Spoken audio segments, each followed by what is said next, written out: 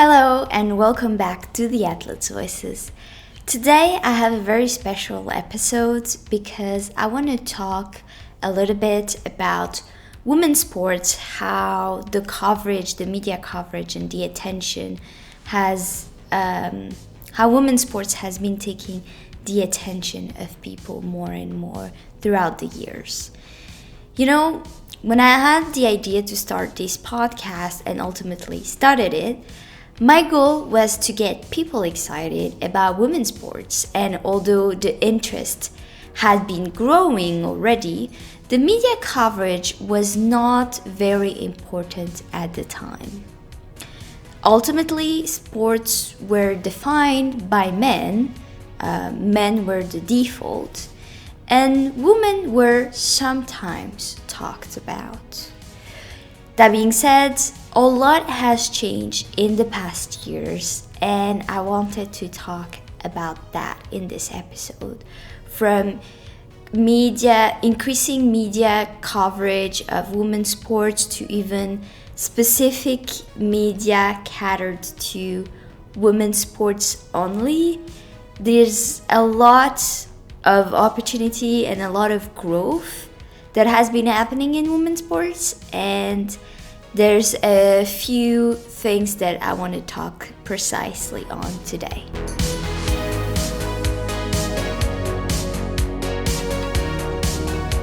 First, I would like to talk about the findings of a research study on women's sports opportunities by Horizon Media. And of course, as always, I will link the study in the show notes for you to go check it out if you want to read on that. So what you need to know basically is that Horizon Media, which is an American media agency, has done its first ever research on the business opportunities in women's sports. And they published their findings in December last year, so 2024. And I am citing this study specifically because I think these findings are very telling of the growing interest in watching women's sports. Of course, you have to keep in mind that the study was conducted in the US for American brands or for brands that want to target the US market to know how they can tap into these spaces and make profit. Also, Horizon Media is an American agency at the end of the day. So, of course, the numbers represent what is going on in the US.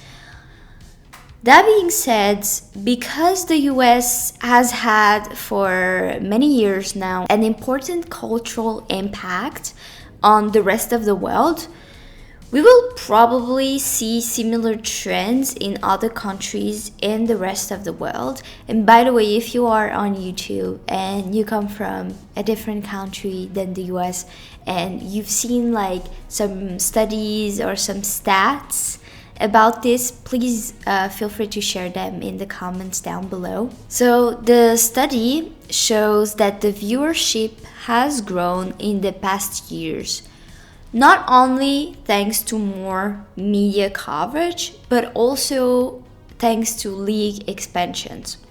So I've talked in previous episodes about the WNBA expansion, the creation of a new rugby league in the US, but you have to imagine that right now, almost every sport in different places in the world is expanding when it comes to women's sports. So you're having new leagues being created, new competitions being created, more media coverage, as I said, media that targets specifically women's sports.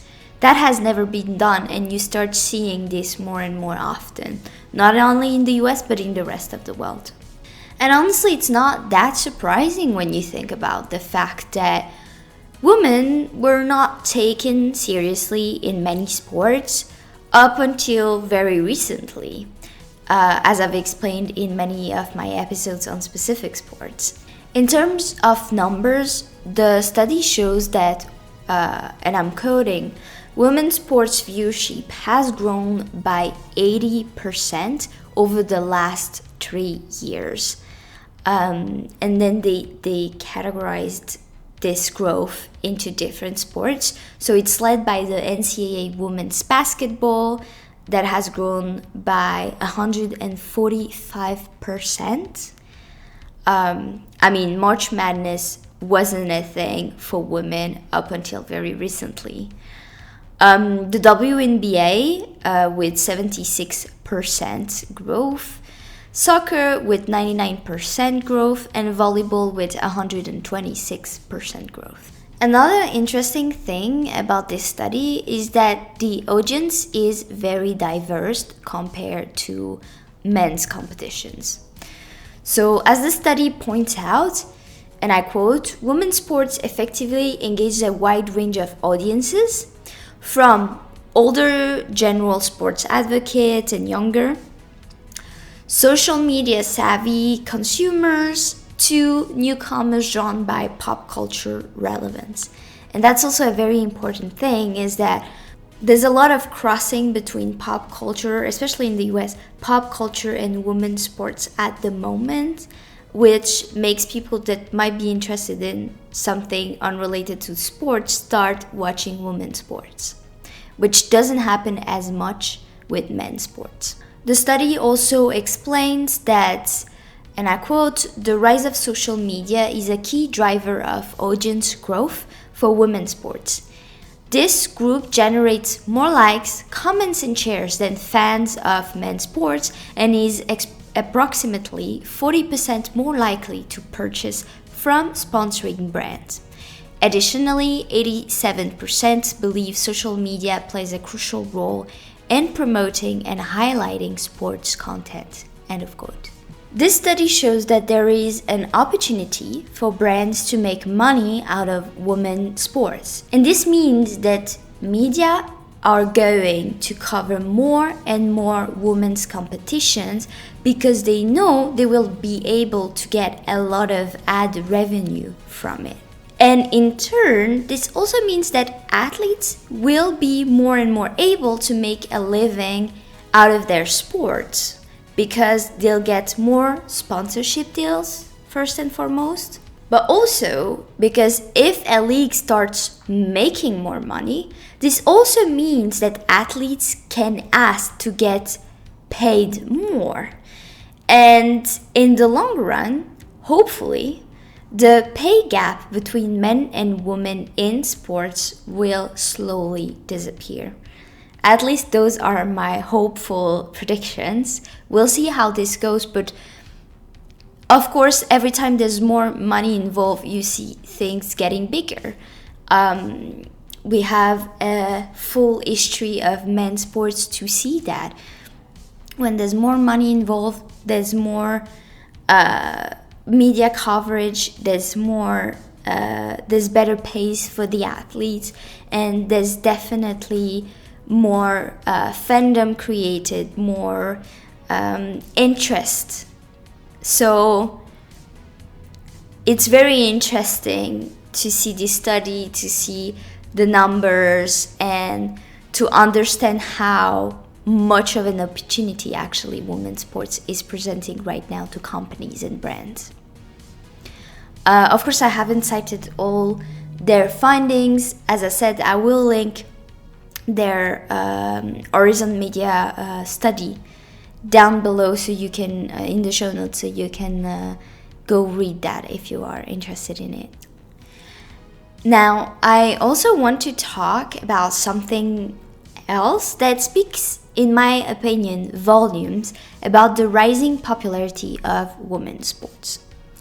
Sports Illustrated, which has been a magazine for I don't know how many years now, it's a very old magazine, announced in April that they are starting a biennial event which is going to be called the Sports Illustrated Women's Games.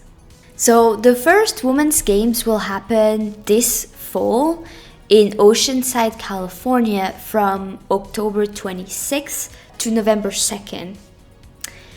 So the best athletes across 6 different sports and from all over the world will compete in either Team Americas or Team World in individual or team competitions and try to win, of course, the title, but also prize money. And as the name suggests, Team Americas will be represented by athletes from Latin America, the US, and Canada. And the other athletes will be in Team World. A noteworthy detail about this competition is that the athletes will be paid to participate. And of course, they can also win prize money.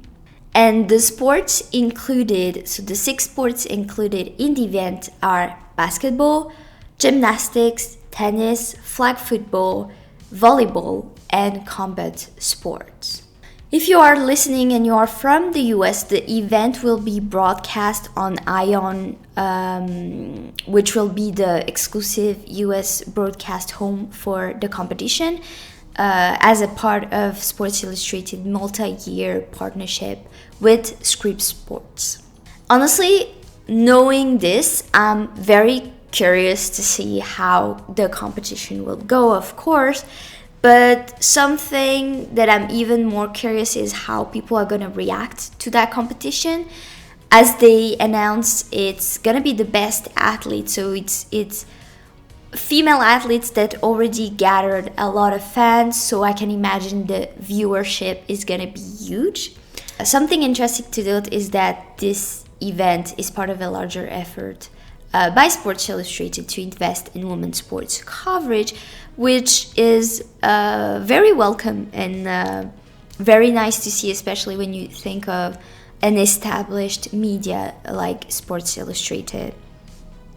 Of course, they're not just doing that for feminist purposes. They clearly see the potential, the opportunities surrounding women's sports. And going back to the Horizon Media study I mentioned earlier, this goes to show that sports media and brands don't want to miss out on the opportunities that women's sports can provide. Another interesting detail about this news is that the inaugural event, as I said, like it's gonna happen every other year, but the inaugural event will take place in California. And that's a very clever promotion of the state, really, since it will host the Olympics in 2028. So you can see that the state of California is also already positioning itself as an important place for sports, but more specifically, an important place for women's sports. Also because I've read, I will try to link it in the show notes if I remember, but I've read also news about the fact that the coming Olympics, so the 2028 Olympics, will have more female athletes than male athletes, and it's the first time ever this is happening. So we clearly see that women are more interested in becoming elite athletes, but people are also more interested in watching those women perform. And thus, there's a lot of opportunities happening on both sides for athletes, for brands, for viewers and fans. And that's more or less all for today. I hope you enjoyed this episode.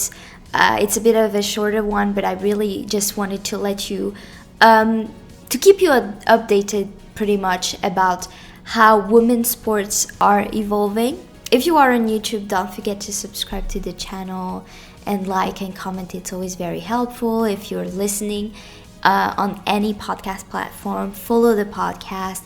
Make sure you share this episode with the people around you. And yeah, thank you so much for listening, and I'll see you in the next one with the Athletes' Voices.